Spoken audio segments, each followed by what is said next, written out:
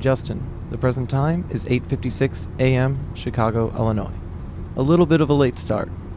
Although it's a lame and invalid excuse, I've inherited my mother's pokiness. I'm recording this audio journal of observations, destinations, and distractions with the intent that upon my return from this vacation, you will have the clearest record, and I won't need to tell you in person.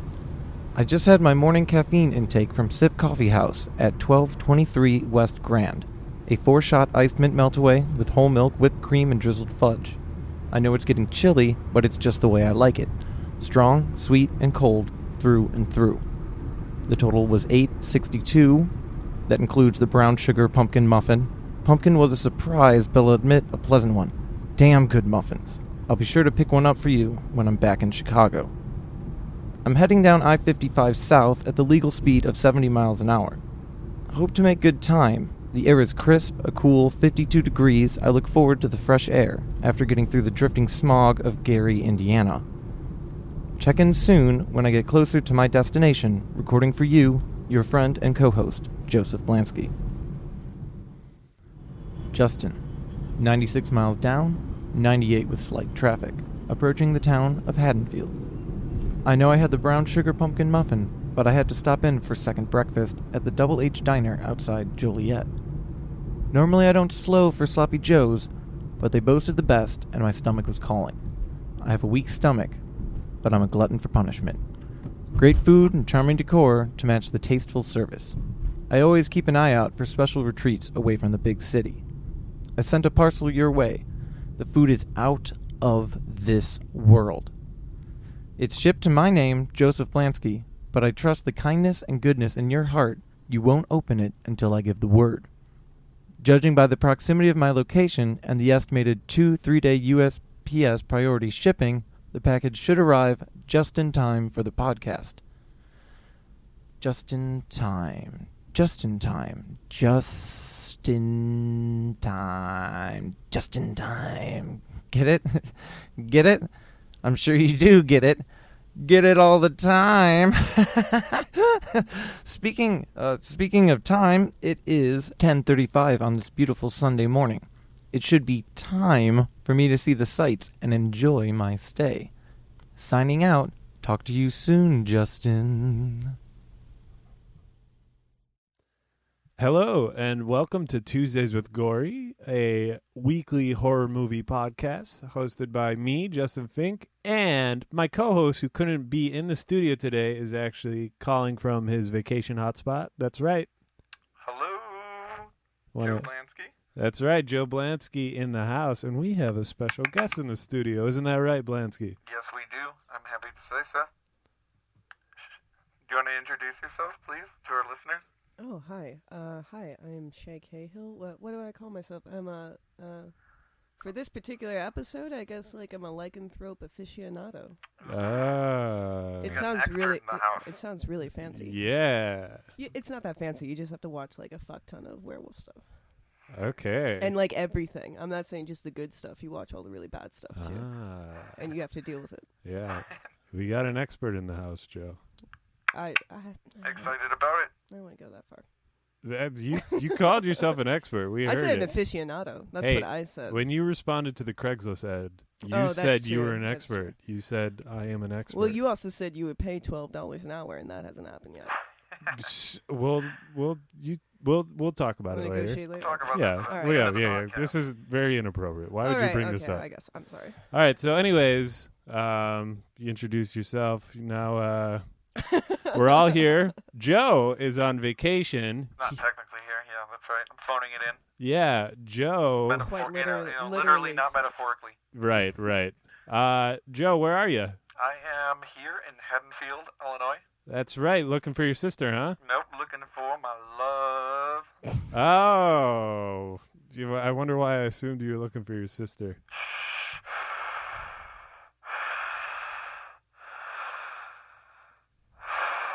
Are your allergies acting up? Yeah, you're right. Joe, you okay? Sorry Joe. Oh, man, close call. Spacing out a little bit. Yeah, you get stung by a bee? No. I think it's just being out there in nature, just... Yeah, the pollen count is really high in Haddonfield, Joe. We told you. It's gorgeous. It's a small, peaceful town. I hope she's worth it, Joe. That's all I got to say. I'm looking. think she's worth it. Hey, let's go into a little piece of our horror movie history, and I think it would be most fitting if our guest starts us off on, we actually agreed on a theme this week for the horror movie history, and that theme is older siblings and their influence on us. We totally did agree on that theme after we talked about everything. But yes. Regardless, yes. So older siblings. Well, I was kind of thinking about this, and I like sci-fi horror a lot. I don't know, like other people like creature features or Gore. I think maybe some people like gore. I don't know. Yeah, I don't know. I yeah. have a feeling someone likes gore. Well,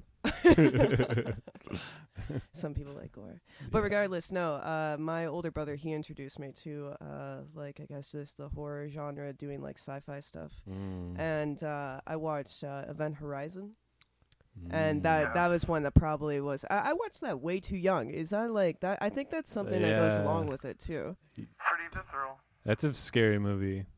I'm just saying, it's probably way too young to be able to see like someone skinned and then like put on like fish hooks. Oh yeah. And why is that happening in space? But like regardless, so the scariest thing about that pretty much was I guess like. I saw it as everybody pretty much went fucking crazy. Yes. And then started clawing each other's eyes out and peeling them apart and seeing their dead children and all sorts of, craziness. Yeah. Like people could do this? Yeah. Yeah. You're like, oh, whoa. Wow. Yeah. Oh, yeah. I like that phrase, too, where he's like, we don't need eyes where we're going. Like, I think every time I'm drunk and with certain friends, I'll try to bring that up in conversation because that's it's pretty funny to me. That is funny, yeah. It is twisted for a young mind that is just developing to, in its early stages of development, know that it can possibly backfire, that you could go absolutely insane. That's a possibility. Well, I think that is a terrifying thing for a kid to see. At an early age. Yeah.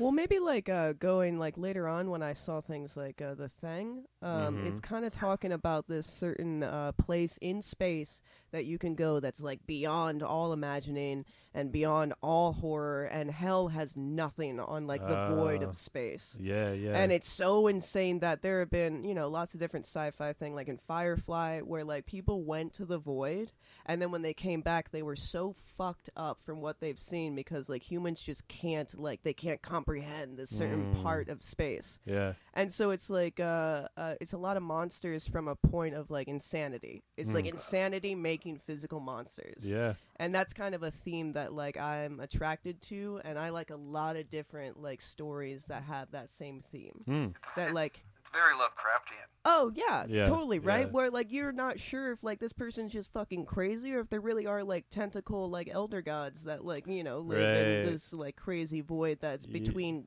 18 different dimensions. Yeah. And if you see these things, they'll probably make you crazy after you see them. Right, and you'll grow tentacles out of your fucking face. And like, well, it's interesting. I brought up Jacob's Ladder earlier because that's like totally. Exactly what you're talking about. Yes, That very movie much so. Is so amazing. Joe has never seen it. Yeah, I don't want to say too much about it, but just that's a psychological movie to the nth degree. Well, absolutely, but I mean, going on beyond my own stuff, like what's your own guys' stories? About? Yeah. What did your older brother ruin your? What did he punch into your subconscious? Yeah, I think just in general, just hanging out with him, he, he's 8 years older than me, so he would watch things like if I was 8, he was 16, so he would watch things that 16-year-olds want to see. So when I was 8, I was watching a lot of things that 16-year-olds want to see. So I think that gave me, like, at an early age, a taste for things I think kids my age don't normally develop, which is why I think horror was so digestible to me, and why I was able to face it at such an early age was because of all the kind of generationally advanced material I was getting subjected to by hanging with my brother.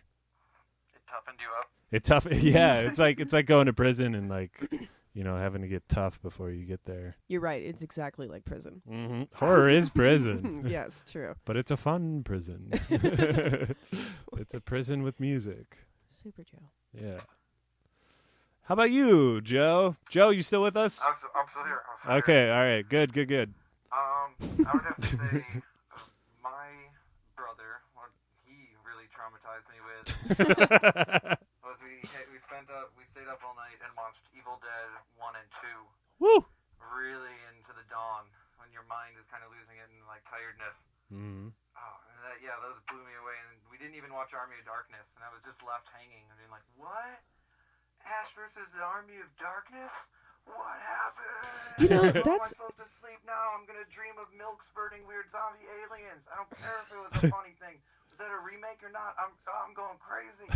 That's extra crazy because that's kind of like watching the same movie just twice, back to back. Yeah. That's fucking crazy. Yeah, but like with a completely like accentuated tone. Like there's like just a little bit of humor in the first one, and then the second one just like enhances that one to like, but like. And it seems to summarize the first movie at the beginning and then like move on too. Yeah. Or does Ash just come back with like his girlfriend? I don't know. I don't they know. kinda, in both ways. It's they a like remake changed and the a story sequel. a little bit. Yeah. I actually watched Evil Dead 2 again recently with a couple of friends, and there are certain parts where I guess like the hick boyfriend dude is being pulled into into the basement or whatever by the witch, and. Well, yeah, who's in my fruit salad? But like, yeah, basically. And then the one girl is like trying to pull him or whatever, and then all this blood comes out, and it is a ridiculous amount of like fruit punch like colored blood, Yeah. and it's actually really fucking hysterical. It goes back and forth between being horrific and just like fucking funny. Mm-hmm. But if I was a kid watching that, fuck me. Like, are you kidding me? No. Yeah. That's insanity. Yeah, no. That stuff's scary. I think the best, one of my favorite parts in that movie is when he's like interacting with all the mounted animals on the wall. Okay. And they're talking to him. And I think that was the first moment in the movie when I was like, what is going on in this film? Like, it kind of like I do film stuff on the side, and that was super influential to me. Because it seriously, like, it taught me, like, you don't have to go by a certain scale. Like, you don't have to worry about being too intense if you don't want to. Or single genre. Yeah, you don't have to, like, play by the rules, I guess. Because that movie totally breaks so many rules, and it's incredible. So excited for the new show. Yeah. I don't even know how to move feel. on and get over our bad dreams. Yes. Childhoods. What have you guys watched this week? Oh, yeah. Well, off the top of my head, I watched Near Dark. Beautiful movie. Right? Fucking awesome. That movie's so good. The music is incredible. Well, I realized that I'd actually seen bits and pieces of it throughout my life. And then I was like, what the fuck is this movie I keep seeing? And then eventually I had one of my friends, Corey, bring it up. He was like, hey, I got this on Blu-ray. Do you want to watch it? I was like, yeah, absolutely. And great goddamn movie. God. That bar scene is one of my favorite scenes in any movie awesome. ever. Yeah. It's really weird. It's a really cool vampire movie without ever fucking saying the V word. No V word. Yeah. Nope, never mentions it. Yeah. Never does a goddamn thing, but you know what they're talking about. Mm-hmm. Yeah, really good. Yeah. But it's, it's another, like, just, it was really well written. It's a good story, too. Well, that's awesome soundtrack by Tangerine Dream. Oh, and Tangerine Dream. I saw that in the beginning. I was like, say what? Yeah. Well, that's Catherine Bigelow. She's one of my favorite directors. I love all of her movies so much. What else did she do? What else has she done? She did Point Break. Have you guys seen Point Break? Shut up. Okay. Yeah. Interesting. That's seriously maybe my favorite movie ever. That actually kind of makes sense. Yeah. If I look at the other things that are going on in that film, I was like, yeah, that totally makes sense. Yeah. That movie. I love her. She's amazing. Anyways. I think also I like that movie so much because it made me come up with, like, I want to do an advertisement for Dad Blood. Like, just saying, like, do you have What's a that? fever? Do you have insomnia? Are you bulimic? Do you suffer from vampirism? Dad blood. Try dad blood. It cures what ails you. Because, like, dad blood is what cures vampirism in that movie, just so everyone's clear on that. Like, and I have a theory that it's not, like, just that... Like, it's anybody's dad. Like, as long as you have dad blood in you, it'll cure zombieism, Wow. vampirism, Yeah. whatever you have, really, scabies. Just Yeah. get some good old dad blood.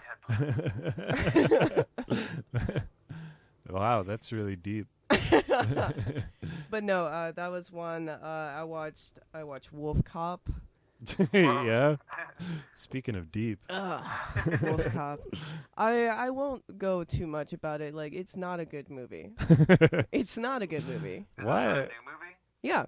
It came out in 2014, and like I said before, I think it's a Kickstarter film. I really do. I'd Yeah. have to do more research, and I mean like 5 seconds more. But ultimately, like, I don't even give a shit enough about the film to Google more about it. Yeah. It's good enough to like put in the background and be like, why are those werewolves fucking? And then like Yeah. keep going, you know.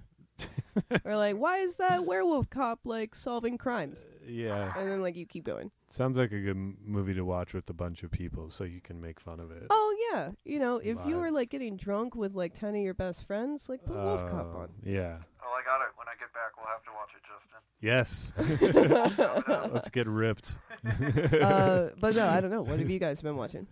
Well, since our last episode, I watched Friday the 13th, Part 4. Oh no. Yeah. Oh, no. Oh, yes. Friday the 13th, Part 4, I'm going to say, is my favorite of the series. Whoa. I would rank the series as so 4, and then 2, and then 1, and then 3, and then all the rest. Because after 4, it takes a drastic nosedive. All the rest? How many more are there? There's 10. Shut the fuck up. Yeah. And they get like worse and worse. Part 11 if you count Freddy versus Jason. Oh yeah. Oh. Part 7 is hilarious. It's like they just stop trying. It's the one where it's Jason versus Carrie, basically. It's this girl with telekinesis. Yes.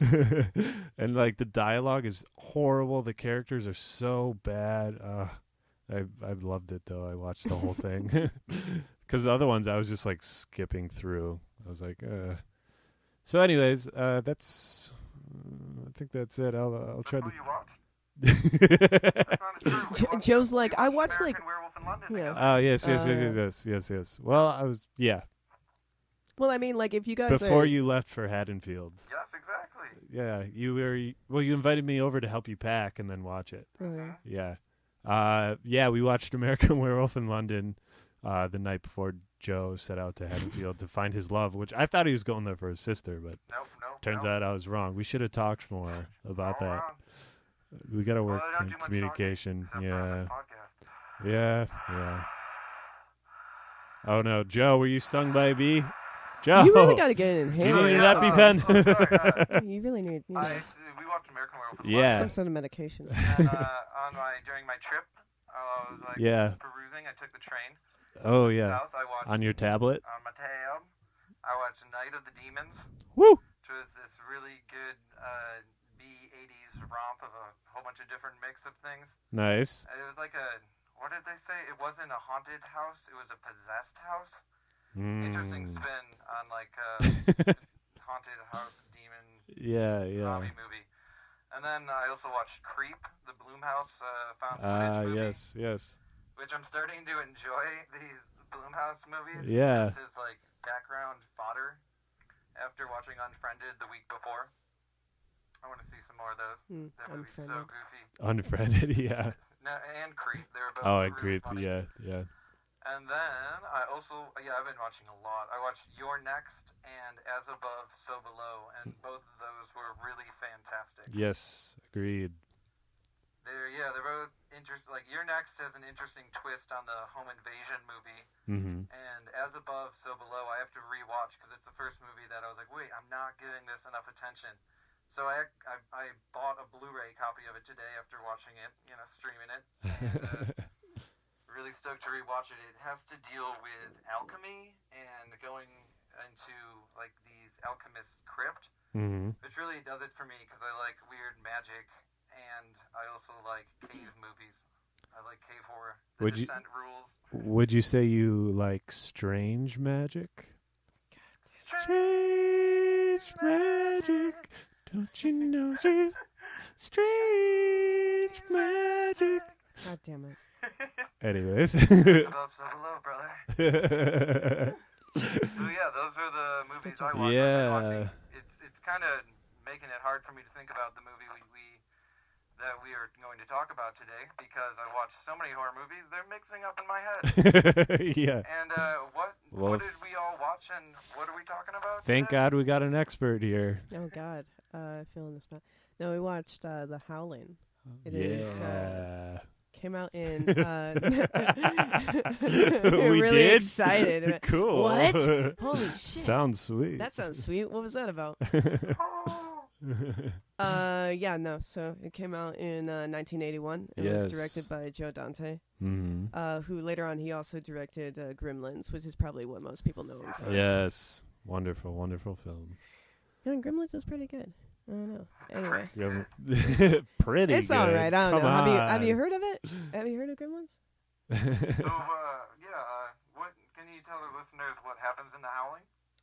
Or in Gremlins, either or. Well, I don't know. Actually, We're gonna do Gremlins later. Hold on. I don't remember anything except for that really cute like gizmo guy, and he's in a car at some point, right? Mm-hmm. He's Yes. driving Joe's getting angry. Get to You the really Howling. need an inhaler. I think he wants you to need talk get about it. the Howling. Oh, okay. Well, it kind of starts out like that. It does. It starts with a howl. It does. Yeah. Well, it starts out with basically like TV static and there being claw marks, and then a TV. What I'm assuming right now is like a TV glass just breaking, and then a wolf howling, saying the howling. Yes.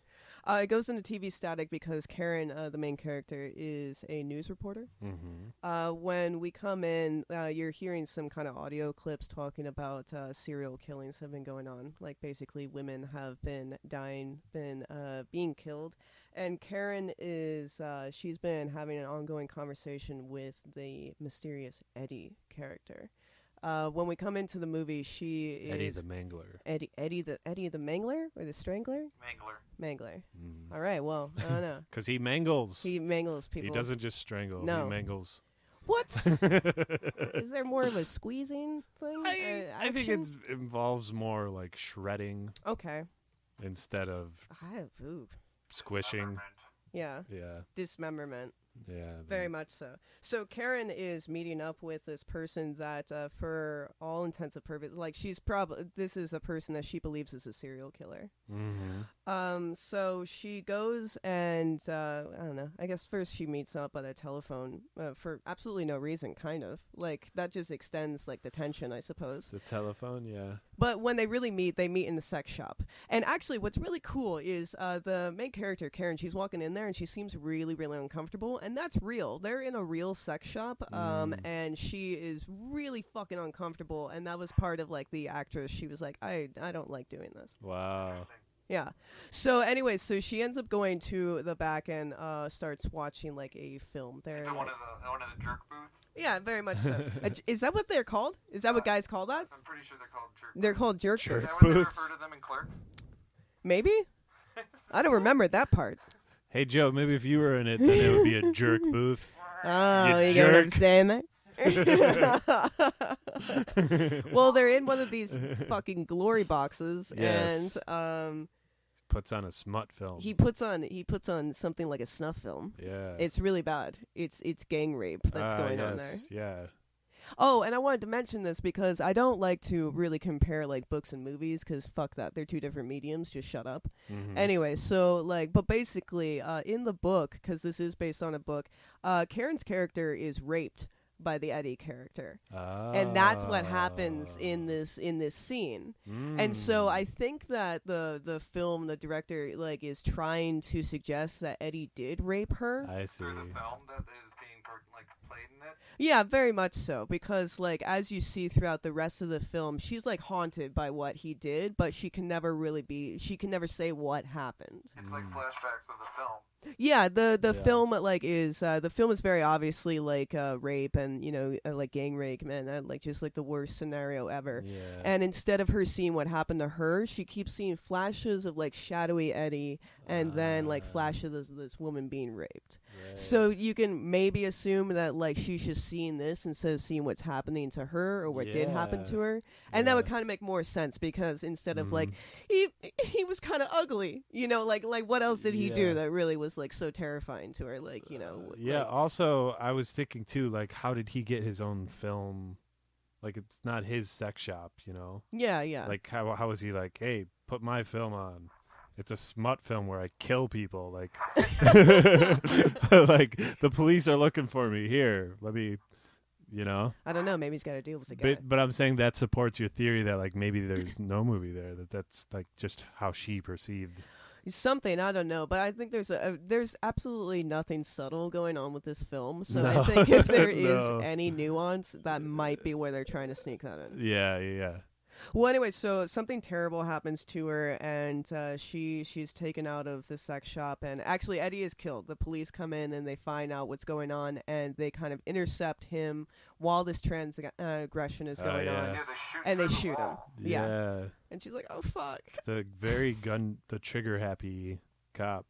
Yeah, which Because like, how did they know like where to shoot or how to not shoot her? Yeah, I kept wondering how she wasn't shot. Yeah. she just kind of fell out of there and was like, Yeah. no, screaming, and then they were just like, "Well, I'm gonna kill that Better guy." in shoot there. away. Better Yeah. shoot that thing in there. So they do, and they kill Eddie. Everyone thinks Eddie is dead, and they take him away. Do they? Or do they? Dun, dun, dun. That's it. That's good noise for that. Hey, good job, Joe. Good job. I'm here. I'm not throwing into that. Oh my god! Holy shit! So yeah. So What else? What's next? well, basically, Karen goes to her therapist, and her therapist is like, "Well, hey, I just happen to have an entire community of individuals." Oh yeah. just tucked away for this very reason. So, Yeah. why don't you relax and take your the brawny man of a husband, and why don't you go out into this place called the Colony? Yeah. I thought that was so hilarious how he was like, "Oh, I live here in the city, but oh yeah, I also have a colony full of a bunch of people like out in the country. I just got him. It's my colony." Yeah. but, but it's like his summer home is like The this. colony. It's the colony. Yeah, the colony, yeah. That's not a good name to call anything that you're trying to keep low key. It's like the Yeah, village, right? The prisoner. Right? You should have known because it was called The Village. Yeah. It's called the colony. Why do you Right? want to go on a retreat there? No one needs to go there. Yeah. The Colony? Oh, yeah, that sounds totally relaxing. Yeah. I don't sense an upheaval. Exactly. I know. There's a barbecue. No, actually, you're absolutely right. The first time they go, they do go to the Colony, and there's a fucking there's a practical hoedown going on On the a beach, by the way. Yeah, It's That's a like little weird. Hawaii meets like Kentucky. where are they? And this is another thing too. I cannot fucking place where this is. Not at all. And I'm like, is it north? Well, I think it's up. I think it's farther north. I'm from Florida, so everything's north to me. Pretty much everything. I did not know that even like Tennessee was considered the South. That's insane to me. Oh, That's really? fucking insane. That's halfway Wow. up. That's weird. What are we doing? That's so weird to Okay. think about that. But anyway, so they go to a hoedown, and Bill's like, "I don't fucking eat meat," and then they just Yeah. He's like, "Fuck you! How dare you!" they have like a whole fucking pig on like a pike. Yeah. They're like, "Oh, Bill, what can we help you with?" He's like, "I don't fucking do that." Yeah, they're like, "Hey, Bill, which part of the pig?" And he was like, Shh, "No that's that part, you sons of bitches." He's like, "That's the shit I don't like." Yeah. No. Yeah, it was made very clear that he's a vegetarian. And then he walks away for 2 seconds, and this girl in super Kaz pleather shrong. Well, she fit right in. that's for She sure. walks right up and she's like, "Why are you looking for your wife?" Yeah. No, I love that. He's just like, "What's wrong?" And he's like, "I'm looking for my wife." And she goes, Why? Really pointed. Yeah. Like, really pointed.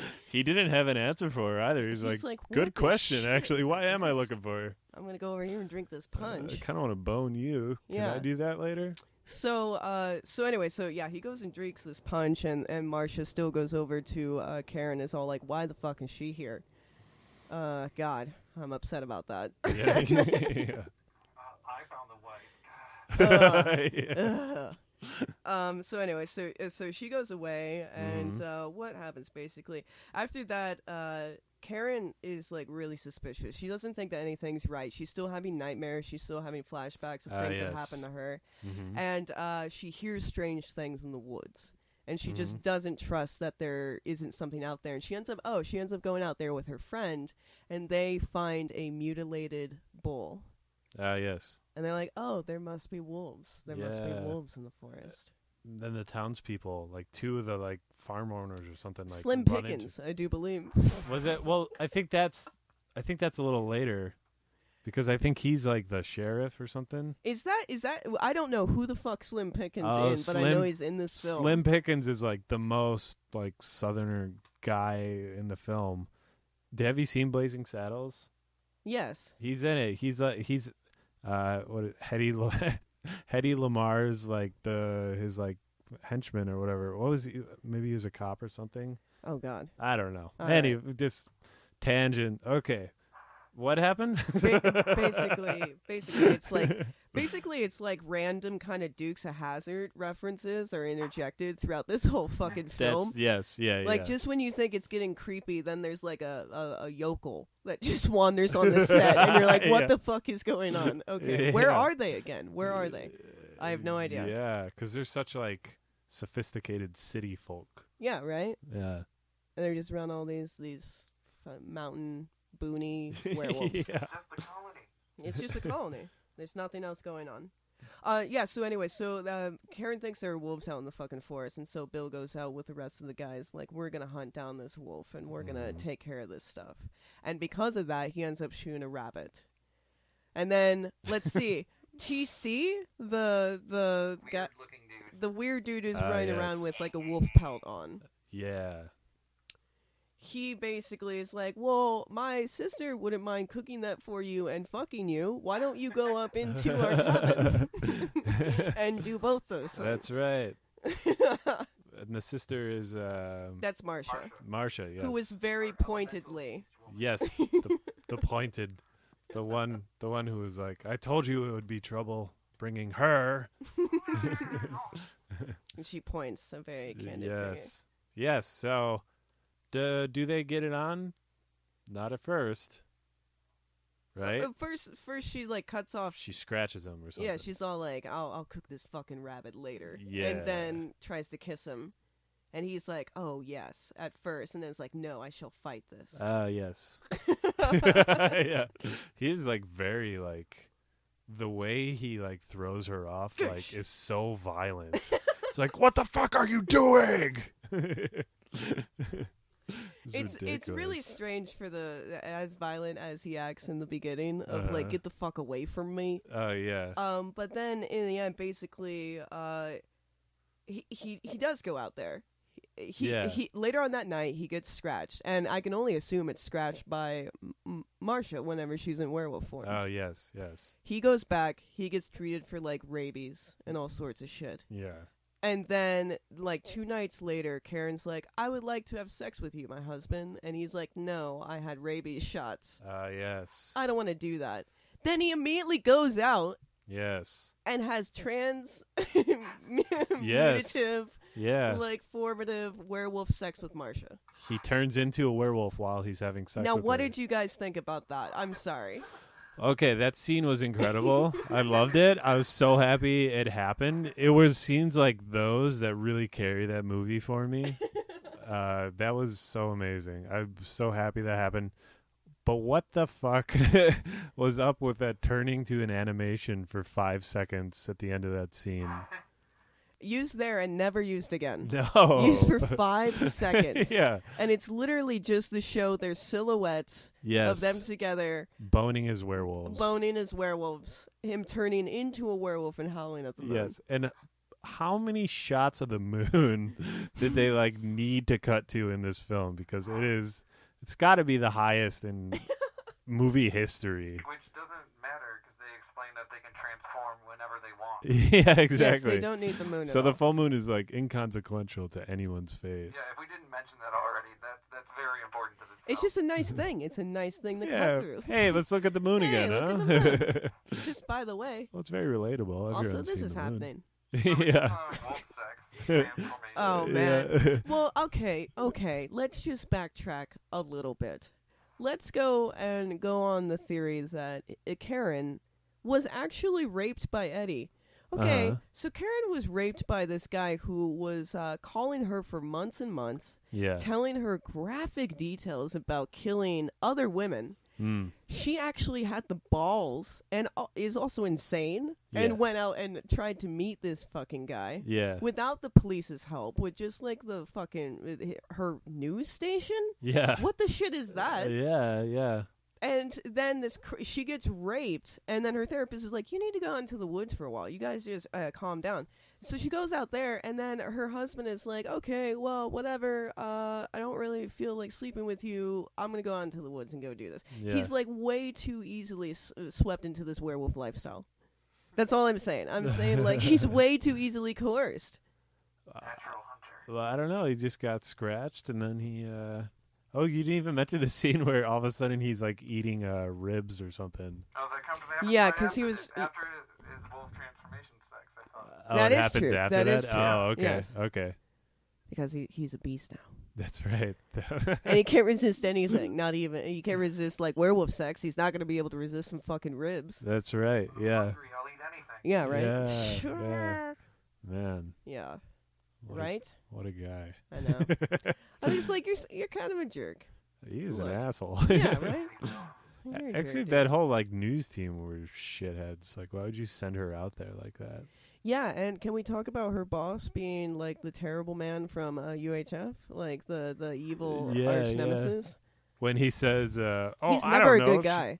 when he's on the phone with someone, he's like, "Well, I don't know. She must be pregnant." Oh, that's awesome. Yeah. Oh my god, that's such awesome old school Yeah. bigotry. Like that's so sweet. Because she goes on the news and she chokes because she's having like flashbacks of Eddie, Yeah, totally. and this guy's like the head of the network or whatever, and he's freaking out, like no sympathy whatsoever. Let's just have a baby in her. Yeah, yeah.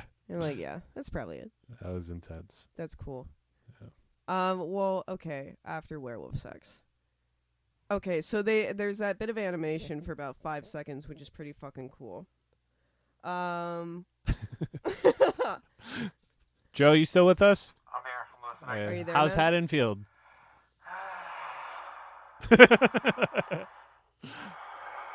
You know, Joe, when you breathe like that, we can hear it.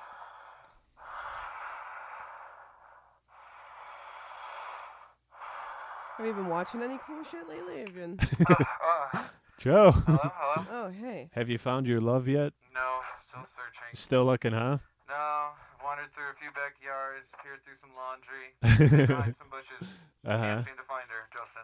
Hmm. Looking. Well, where are you now? Me? You know, just hanging out by the school. What? Just, watching some kids. Joe, I'd be careful, okay? It's alright, It's not 1978 anymore. Laws are a little different now. It's okay, I'm just wearing a mask, because I'll be totally safe. They're not as forgiving No one will as they recognize me, used to like I told be. you, I'm wearing a mask. By school, I'm totally, I'm above reproach. No one will question me. That's good that you're wearing a mask. Yeah, That's pretty good. Actually, good thinking. Good If I were thinking. your lawyer, I would give you a pat on the back. Holy cow, good job, man. Oh, my God. How could they ever convict you of anything? They can't. They could never prove it was you. They can find me. All right, Joe, keep finding your love. Let's get back to the plot. Oh, well, the plot thickens, I suppose. Well, no, during this whole thing, too, we have our little, like, other news network, which, again, the whole news network is taking this on, not getting the police involved at all, I guess. Are there Yeah. cops in Well, any I way, think shape, or form? I think the thing is that they want to get the scoop. They want Are the you story. fucking kidding me? I think that's the point of all of that, is that they can be the first network and like this will get like so many ratings. They are putting so many people's lives exactly at risk. I think that was like a statement this film was trying to make about like news media. They did not make that well. They did not make that point very well. No. Holy shit. Well, anyway, these terrible people who are putting everyone's lives at risk. Terry and Chris. Anyway, Terry, the female, she decides that she's been investigating this entire time. They've been looking like, we're figuring out werewolf stuff, which is like the whole crowd's like, yeah, no shit, werewolves. Because we've seen everything the whole time. Oh, yeah. So it's kind of superfluous that we have these people who are there like, oh my God, is it werewolves? And we're like, they didn't werewolves. serve the movie at all. Right? Like, everything they were finding out, we just found out. Right? Yeah. So it would have been a better movie if we followed them. Right? Like towards realizing what this place was. Maybe we were getting, I don't know, calls from different people or like saw Karen for a bit, then left and came back. I don't know. But yeah. So they're a little superfluous except to be meet a little bit later on, which is what happened. True that. Because now we're in the office, guys, and we never fucking leave the office ever again. Yeah. Everything cool that ever happens for the rest of this, pretty much, it happens in that office. In the office, yeah. Yeah. Well, all the Eddie scenes, all the transmutation of like Eddie and all that stuff happens in this fucking office. Well, I heard this was the movie that gave Stephen Merchant and Ricky Gervais the idea for The Office. That's true, actually. Yeah. No, you're absolutely right. Yeah. Yeah, they started out filming in this particular office. Yeah. Yeah. This was the first one. Then they expanded. Yeah, it wasn't until like a few reiterations of the pilot that they took the werewolves out. Yeah. Yeah, they realized that. But at first they were in there. They were, for much longer than they probably should have been. And you're just like, this is like 12 episodes in. Why are these werewolves still hanging out? Yeah, it's like they're like trying to like make it like everyday life, but there's werewolves there. They just didn't think it out. And I don't think there's enough room because they just keep pointing at different like corners of the same office. Yeah, I did notice that. Yeah. There's never a hallway scene or never a meeting scene. I'm always like, this is the same office. Yeah. It's almost as if they didn't have budget, and so they had to use the same office. Yeah, almost. Like actually what happened. I would say it was probably a creative decision. It was an artistic choice. Very much so. But they did actually have no money, huh? No, they did actually have no money. That is actually so true. that's why so much of the third act takes place. I in think an that office. they probably were. Maybe there was a swamp scene. Maybe there was like a monorail scene, or like a couple other like places, like interesting points. A monorail scene. Yeah, why not? That'd be awesome. Yeah, you haven't seen that? No. Okay. Well, anyway, so. Oh, just a little sidebar. I was thinking today, how awesome would a horror movie be at an amusement park? Have they not done that? I can't think of it. I think they've done it at carnivals, which I guess is kind of the same thing, but have you ever played something like with big roller coasters? What about Final Destination? Well, I mean, that's just like a scene in the movie. Yeah. I'm talking like whole movie. A whole movie set in an amusement park. Is it? Final Destination? No. No way. Oh, but you're saying yeah, a whole like a slasher film. Where like people are trapped in an amusement park. How would you keep them inside there? Goosebumps episode or something? Goosebumps? Maybe. How could you keep people trapped inside there? I don't know. You'd have to think that out. It is hard to like find exits in an amusement park. Like they keep you locked in there. Is that one of the running things? You're like, it's just so hard. It's just so hard to find an exit. Yeah, you will never get out. It's like our lives are in danger, but Jesus Christ, how do you get out of this place? Good. Then you just keep going and be like, and there's no bathrooms, so that's horrible too. And oh No yeah. There's no bathroom. only food to eat is cotton candy. Yeah, There's exactly. no weapons of any sort. No, it was like corn dog sticks. You have to like fashion some sort of rudimentary. Mm-hmm. All right. Well, you'd have to use the roller coasters to kill. You'd have to use the roller coasters to kill. Yeah, well, you'd have to like tie up the villain, like the damsel in distress in those old cartoons on or the rail, old silent movie. Okay. Like the villains would do, to the damsels in distress. Yeah. And then they'd flail their arms, and then the hero would come by. But the hero won't come by this time. No. The roller coaster will kill them. Just kill them. Yeah. Hey Joe, how you doing? Hey. I'm really confused as to what anything happens after wolf sex. I feel like you just were in it for the wolf sex. And then yeah, zoned then you, out then you afterwards. just checked out. Yeah, well, I can't get any more from this Well, movie. you at least remember the transmutate, like him turn into a werewolf happens In the again in office. the office. See? What? Where were you? That was like a 10-minute scene when she throws acid on him It afterwards. takes a really long time. Yeah. Joe, you still with us? I'm here. Okay. All right. Well, yeah, no. Is there anything else about the plot we should talk about? I mean, honestly, after that, there's not. Well, oh no. Okay, so they have their own thing where Karen basically tries to escape with Chris. He's shooting silver bullets all over the place. Most of the town folk get locked up in a barn and Yes. set ablaze. Yes. Just set ablaze. Yes. But we can only assume that there are other yokels that are also werewolves, and they attack them as well as they're fleeing away. Hmm. And Karen gets bit by a werewolf that turns out to be her beloved Bill. Shitty Bill. That she shoots because he's Yeah. an asshole. Oh, He's a by the werewolf. way, there is a moment in the scene when Shitty Bill hits Karen. Oh my god. What a dick. What the fuck? Yeah. Yeah. Like, Yeah, that was right after he had his wolf sex. yeah. Yeah. No, oh Yeah, my you- god. He straight up hits her after she's like, "Oh, you have scratches on your back," and he's like, "Shut up, woman." Yeah. And then, no, he doesn't say that, but he does. He Basically, hits her, yeah. she's like, "You were cheating on me," and he's like, "No, you're right, but I refuse to admit that." Yeah. And then he smacks her. Yeah. That's so awful. But then wasn't she running away? Didn't he say something like, "You don't know what it's like"? You know what it's like. Yeah. Like I think he was saying. He was saying you don't know what it's like to be a man. That's what he said. Oh, I thought he was saying to be a werewolf. Yeah, that's what I thought. I Well, thought he the was saying, werewolf like, is being a werewolf it's, kicks ass. You know, it's a metaphor. Oh, sounds like a good topic for our So they're theme running, section. So they're driving away.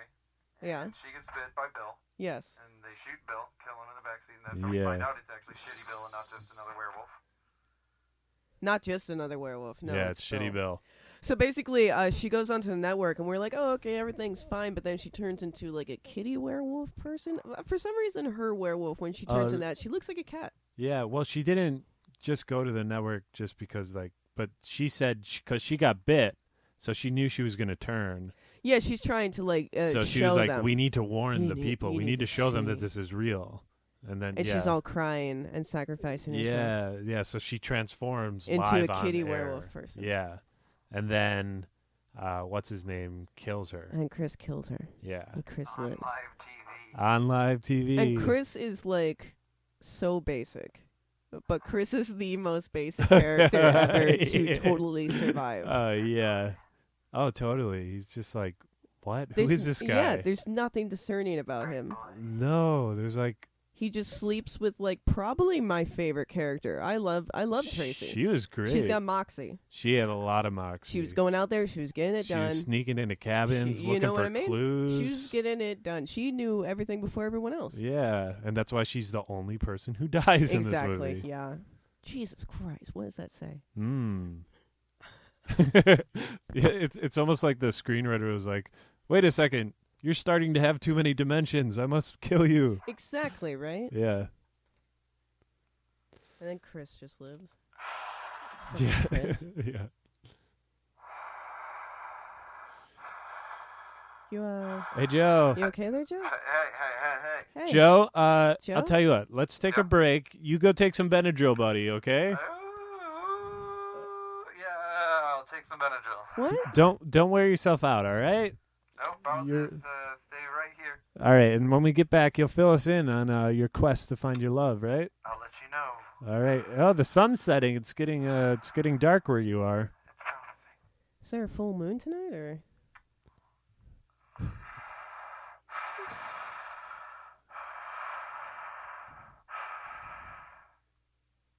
Yeah? I think so. All right, well, we'll be right back with Tuesdays with Gory.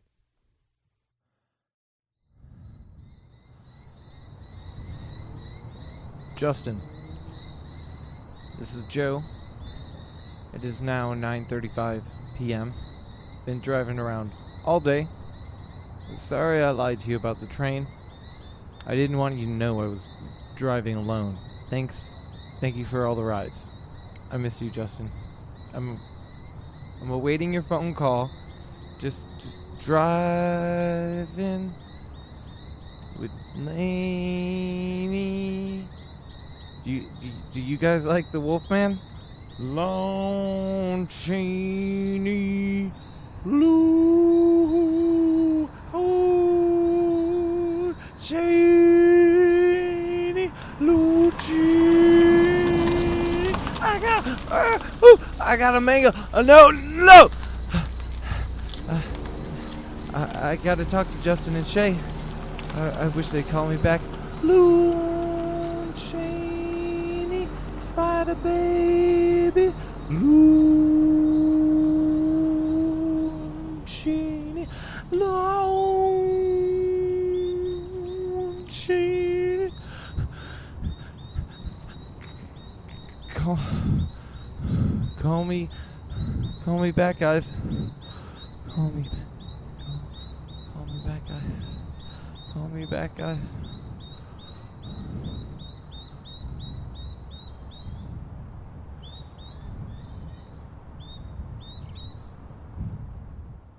Oh no, telephone line. Give me some time. I'm living in spot. Shit. I'm so sorry you have just reached my answering machine. I'm not here and present, I'm sure you know this whole routine. Leave your name and number, and I'll try to get Ricky, don't lose that number.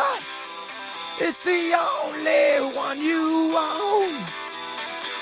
Use it when you feel better.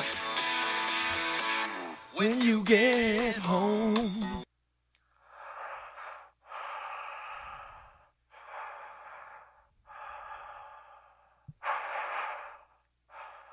Hey, Joe. Hello? Joe, the UPS guy just came by. He dropped off a package for you. Ooh, yeah. Do you want me to open it for you and see what it is? Sure, just grab it, the big knife I got lying around. Wait, never mind, I have it with me. You gotta find another one. Okay. Hold on, let me open this drawer. Joe, there's no knives in the place. How many knives did you bring with you? Just a few. Plan on fishing. Fish in Haddonfield? Yeah, they got a lake. Are you gonna take your love fishing? Hope so. Okay. Well, we'll get more into that later. Welcome back to Tuesdays with Gory.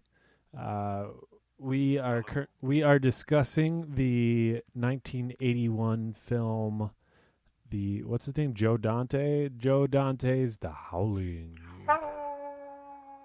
And we have a special guest in the studio, ain't that right? Hi. Hello. I'm Shea. That's right. Well, Joe, I think it's time for the death count.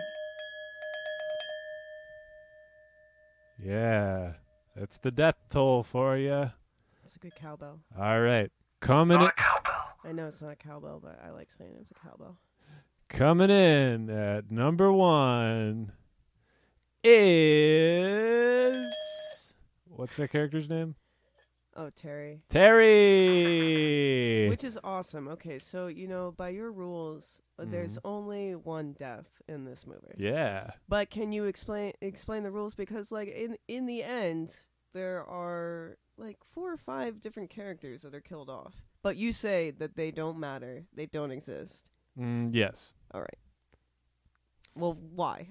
Why is that? Well, because they got turned into werewolves. Okay, so all right, but in the end, even after they're dead, they turn back into humans. Right, but their souls were gone.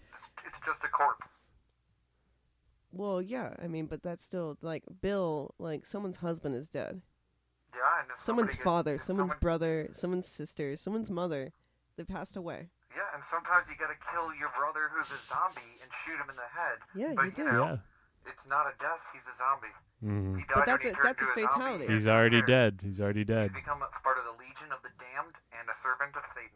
Well, then I would even say that then the death count happened whenever someone turned into a werewolf. So therefore, Bill died the moment he turned into a werewolf. Well, That is by your definition right there. No, I would say the thing is, though, is that death to me is the metaphysical experience of the soul leaving the human body. Jeez, this is getting intense. Like this. Anyways, so with that said, we are wrapping up the death count. Sorry. Oh, No, man. not enough. Yeah. There we go. All All right. Good job. Good job. Joe, do you have your notes with you over in Haddonfield? Oh, yes, I'm taking plenty of notes over here. Okay, great. Keeping track of all the comings and goings, and I have I have this list, this gore, my gore geez. list, which actually was able to please me in this movie. The first one is It's hard to do. with Eddie, who is shot in the beginning of the movie in the booth. When they're doing his autopsy, right before that, they have this shot on the table of brains next to an open-bitten cheeseburger. It looks so tasty. Yeah. Like the burger actually genuinely looks fucking delicious. Burger. Yeah. I don't know, either one. I can't Put even it on tell. a bun. Whatever, yeah. Make it a sandwich. Let's fucking eat They it. did sing that song. Put it on a bun. Which was weird. I was like, that's a strange song to have. Right Yeah. Weird commercial. now. And our gory number 2 is when Karen discovers a dead bull. Or I thought it was a deer, but you gotta think it's a bull. And they do talk about cows. Yeah, they're Yeah. talking about raising cows to eat. It's not too gory, but it's a bloody animal. And also that old yokel is talking about alien abductions and like cattle mutilations. Ooh, true. Remember? Mm-hmm. And they were like, well, would you just keep an eye on that sky for us? And he's like, all right. It doesn't. Why were they speculating like that when they knew the truth? Why were they speculating? I Like, think why was that old man was he just like, oh, this will throw the non-werewolves off? You know what I mean? Like, why were they Besides even? all our obvious like hunting and wolf puns. I and can't everything around tell. here I saying don't know. wolf. Yeah. It's 'Cause- silly. because Oh, that old man seems quite simple. Yeah. Yeah. Definitely. to put it lightly. Yeah.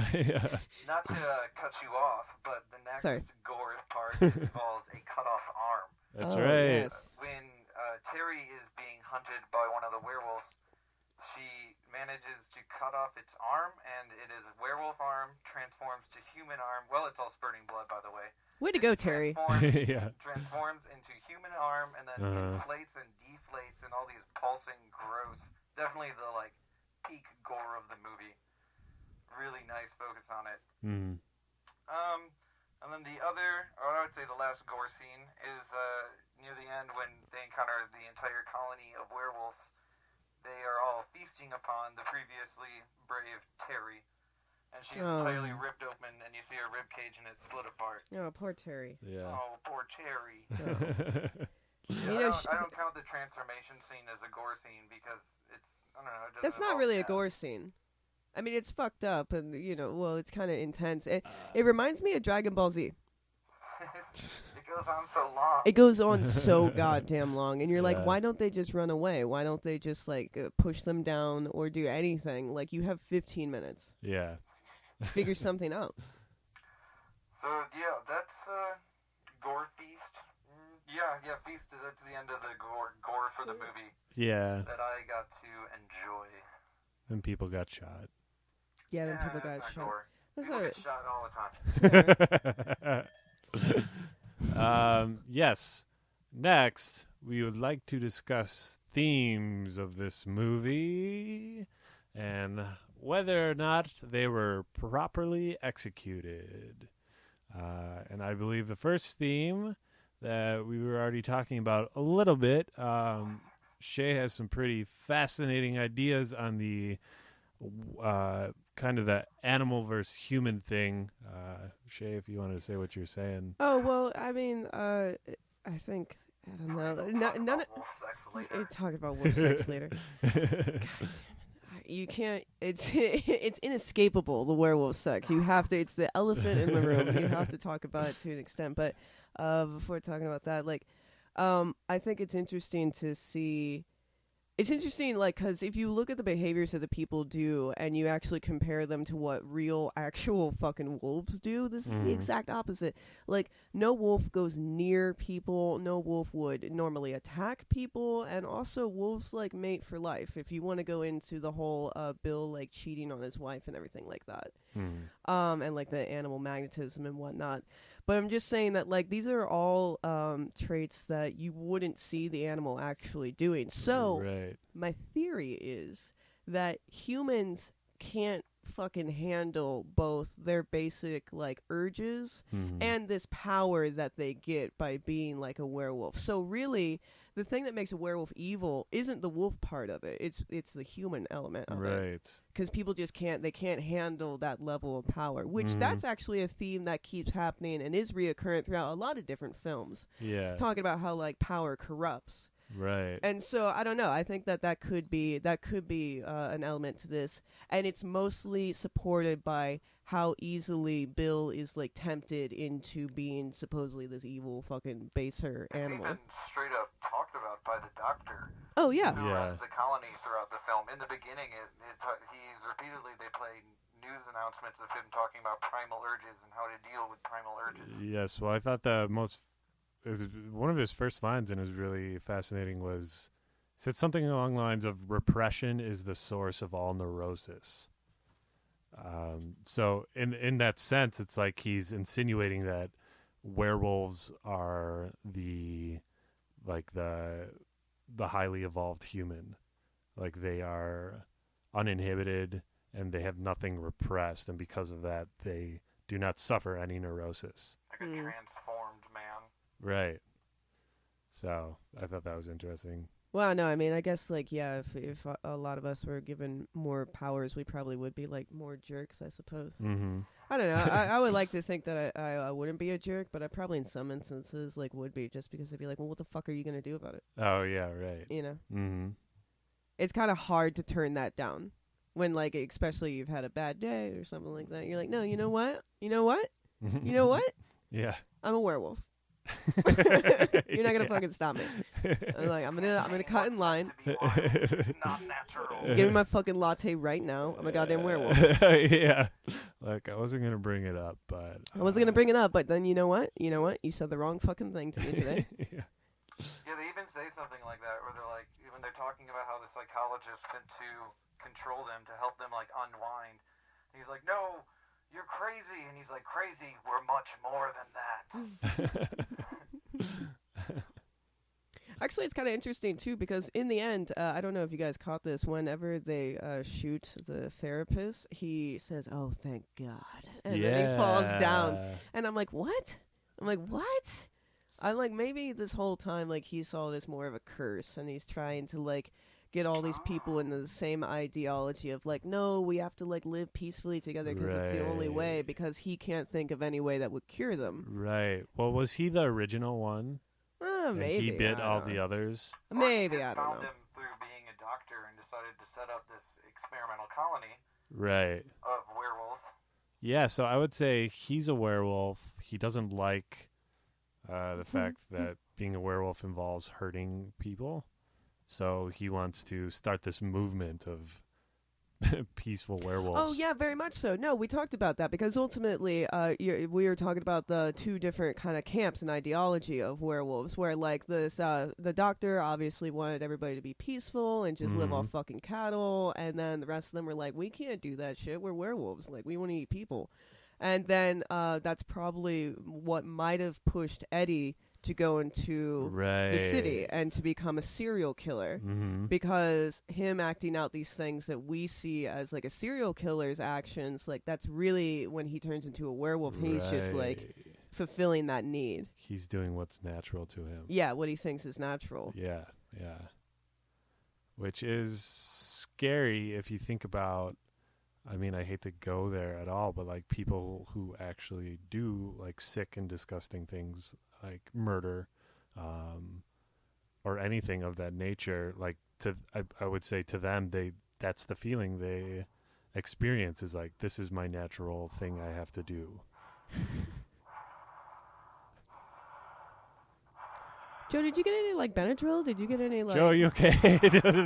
that thing, did Did that you thing get I say give you a daydream there? Oh, We were talking about urges. sorry. Did I remind you of something? Or? Yeah, and the doctor is telling them, it's not natural urges. And He's says, back. He's back. There he is. And time has changed, but they just say like, oh, but not enough. Right. Oh, right. Yeah, he's talking. I did think that was funny when he was saying that. It was like these werewolves are out of touch, like with the rest of humanity.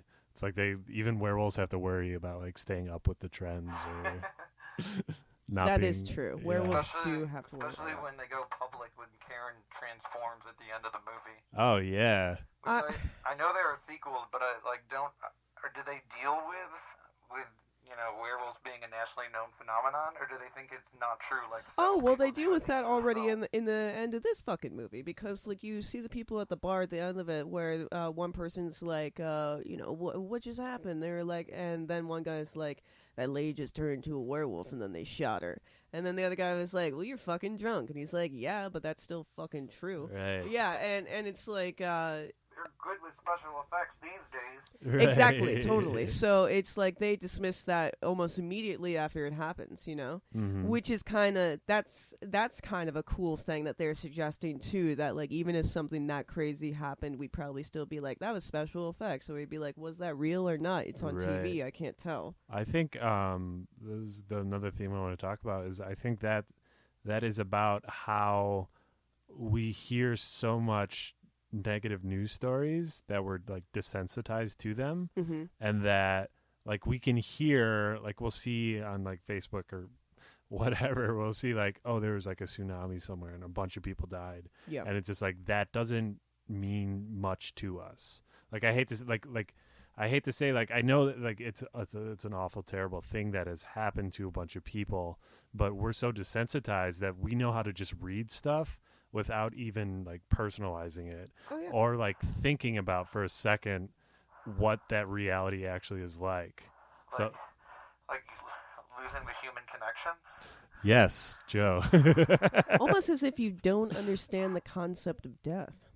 Right. Yeah. Almost. Yes. It's almost something like that. Yeah. Or just the fear involved of that. No, I get what you're saying though, ultimately, because like, yeah, it is really easy to just like see all these bad things happening and be like, okay, well, that's what that is, but like that doesn't have something immediately affecting what's going on in your life. Right. And it was, I thought it was emphasized because that guy who said like, oh no, she turned into a werewolf and then she was shot. When he says that, he's so just passionless when he says it. Like he doesn't, it's absurd the way he's like he's not emotionally registering with what he's saying. So because of that, I would say that part is emphasizing something about what we were talking about. Oh yeah, that's even more interesting because the guy who actually does understand what the fuck is going on, even he's like, what fucking ever. He's like, yeah, that's that. This is what really happened. Who cares? Yeah, whatever. The world's a crazy place. So like even the people who can see, like they don't fucking care. Yeah. And the ones who like can't see, it's like, yeah, obviously.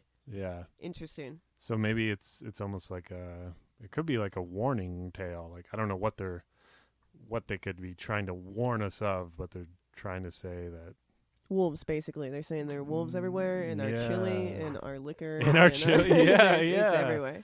Actually, yeah. I mean, the way that wolf was just absurdly on everything. I think it's awesome. Yeah. I'm wondering if that's why. If they weren't just like, oh, this is funny, this is clever. Or if they're like, let's emphasize this theme of wolves, taking over. I think it's kind of interesting that I think actually they were trying to be just fucking blatant. And that even still, if you weren't looking for that, if you were just kind of like just letting it pass by as you're watching the film, you might not notice that. Oh, yeah. And I think that's kind of cool. Yeah. Because, like, honestly, I could probably watch that with, like, several different people, and I could imagine them being like, oh, I didn't even notice that. I was like, really? You didn't notice fucking wolf literally everywhere? Yeah. Literally everywhere. Yeah. Everyone... A lot of wolf language and, like, cues.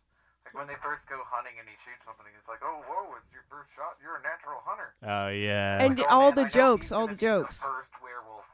I called it right there. Yeah. Natural hunter, yeah. All the really blatant jokes, like, yeah, you want to come down and see the meat, like, the coroner talking about shit, or like, even all the cutscenes to ubiquitous cutscenes to the moon, even though the moon does fucking nothing. Yeah. Just like, no, but by the way, it's still, there's still werewolves. They So might there you as go. well they might as well just like keep cutting to like a sunflower, or like keep cutting to like a car, or like it's just a nice object to look at for a few seconds. Just grassy knoll. Like it has no influence any key elements of the story. That actually would have been hysterical if they literally were just shooting anything at all, Yeah. because it had the same effect on them. Well, any last thoughts? Do you want to put into a few words why this is your favorite horror movie? I don't know if I would say this is my favorite horror movie, Oh, but okay. basically I will say that I think this is a super underrated, like, stepbrother to American Werewolf in London. And this is why, too.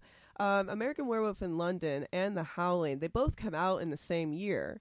And they were both, of the special effects department, were run by Rick Baker. Nice. The thing is, Rick Baker started off on this film, and then he left so he could go and be the head on American Werewolf in London. Amazing. And he literally, he passed it off to, I actually wrote it down. I think it's Rob Botton. Shit, don't quote me on that. I think it's that. But he passed it off to his apprentice. And his apprentice took it on for the rest of the time and, pretty much was the director for that. But Rick Baker fucking started this. Right. And he started doing the Werewolf in the Howling before he did the one in American Werewolf in London. Right. So the werewolves you're seeing in this film are technically the grandfathers of the werewolf you see in American Werewolf in London. You could totally see that too. Exactly. You totally can. Because it's in American Wolf in London, they're like way more developed and detailed. Very much so. And it's almost like this movie was his like training grounds. Or, Yeah, like, and so he in got that some trial sense, and error. Absolutely. So in that sense, I think that it's good to see this because you see kind of like the origins of like one of the most iconic werewolves I think ever, like in film. Oh, totally. Beyond Definitely. OG Wolfman, like furry face kind of like werewolves. Like Right. when I think of werewolf, I think when most people think of that, they think about it in AWL. Yeah. Right? Well, yeah, Lon Chaney. But I think other than that, like I prefer that werewolf, and so but that's why I think the Howling's important, because you get to see kind of like the history of that, which is pretty sick. Yeah. Yeah. Definitely. Totally. Hey Joe, I would be careful not to scream too much while you're observing, to use your words, your lover. I can't imagine that's not drawing attraction to you when you're screaming Lon Chaney over and over again. Halloween. It's Halloween. Wow. Every day. Everyone does Halloween. Everyone's watching horror movies. Come on. Right. Okay, so everyone's walking down the streets just chanting their favorite. I'm in a car. Where'd you think I was? I'm sorry. I thought the last time you said you were outside the schoolyard. Oh, yeah. I was in a car. I'm driving around. Oh, you're just in your car. Yeah. So you're in your car, in your mask, screaming Ron Chaney all over the place. Yeah. I mean, what's the person to do, man? Wolfman. It's perfectly normal. Joe, when are you coming back to us? It might be a few days. I don't know. Got a couple more stops to make. What's your next stop? We'll see. I got a good lead, People seem to be watching some movies, having a party. Hey, Joe, I found this ice box. I've been trying to open it all day. I just about got it open. Is there like a key to this lock? No. You just gotta, give it a jiggle. Just hit it a little harder. Okay. Oh, there we go. Oh, it's open. Okay, let me look. Oh. Joe. No. Oh, God, Joe. You killed them. You killed them all, Joe. No.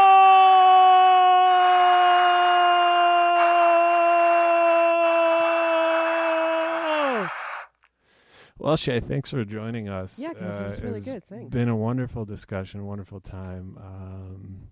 That was like, yeah. I told you, Joe. I told you were going to draw attention to yourself. The police are after you now, Joe. I'm not bailing you out this time, Joe. Guys, I got to get out of here. I have a couple warrants, so. Oh, great. Thanks, I'll see Joe. you later. It was really good. Yeah. You didn't see me. Okay. All right. That's fine. Okay. Well, this concludes another episode of Tuesdays with Gory with just Justin and Joe. Tune in next week. We'll be watching something. Don't know what yet, but we will keep you filled in. Just find us on Instagram at Tuesdays with Gory for updates and fun clips. All right. Take care, all you fine horror lovers out there. What about Lonnie? What about Lonnie? What about Lonnie? What about Lonnie? What about Lonnie?